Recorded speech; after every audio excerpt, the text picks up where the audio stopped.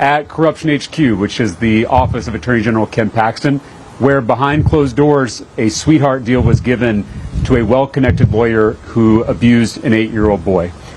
We don't need any more pedophile protectors in our government. I filed a public information request to release the Hoffman files. Ken Paxton just rejected it. Adam Hoffman was a well-connected lawyer who abused an 8-year-old boy. He should be spending his life in prison.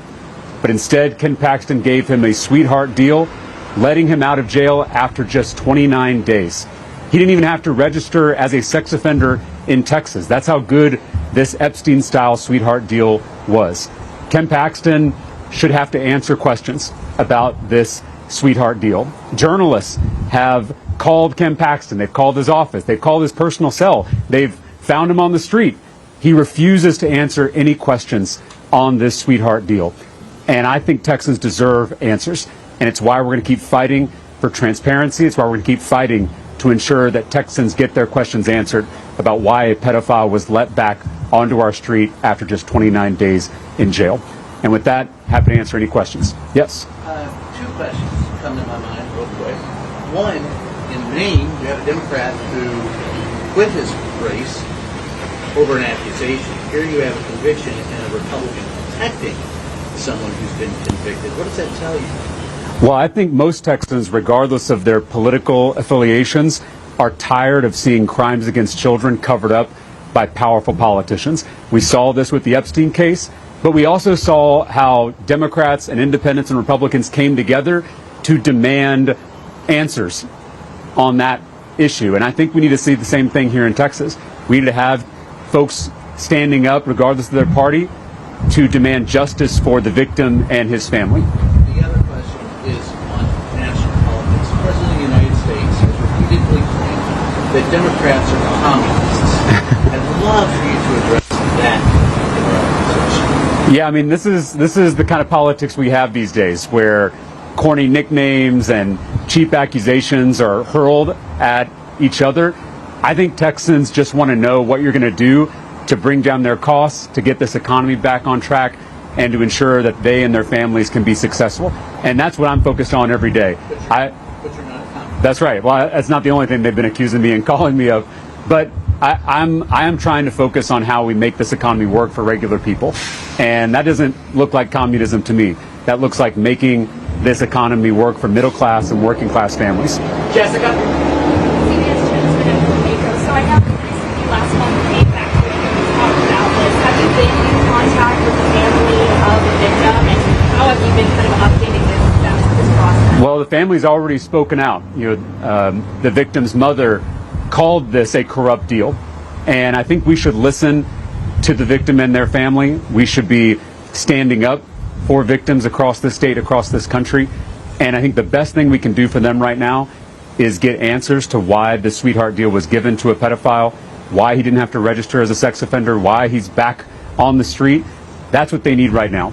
And I'm going to keep fighting for Ken Paxton to release this information so that we can finally get those questions answered. Alexa? You haven't personally been in contact with the family. You haven't talked to them. Our team has been in contact. Alexa? And with the release of the files, what do you expect to find? Text, email? What I mean, what we're requesting is every internal memo, every email, every document, every text message concerning the Hoffman case. And if there's nothing to hide, then the Attorney General should feel comfortable releasing this information. But I think it's suspicious when we request this information and it's denied, especially on a case where so many Texans have legitimate concerns, legitimate questions. And it's something that we're seeing nationally. I mean, so many people are deeply disturbed by the Epstein case, rightfully so, and then to see it repeated here in Texas in our own backyard, I mean, it should be alarming to all Texans regardless of our political party. Aaron? Hi, Aaron. Hi. Kind of a day of question. Congressman Jasmine Crockett made a comment yesterday saying that the primary race was a racist race. She wasn't targeting that towards you, but she also said that she wants to help your campaign by helping down ballot candidates, specifically black candidates. So what are your thoughts on her helping in that way, and how do you plan to, reach out and learn to support the black? Yeah, Congresswoman Crockett and I are on the same page. We are united in defeating the most corrupt politician in America. We are locked in to beating Ken Paxton in November, and that's what all of our focus in the Democratic Party should be on. And we've got to be building a big tent that doesn't just include Democrats, but includes independents and Republicans.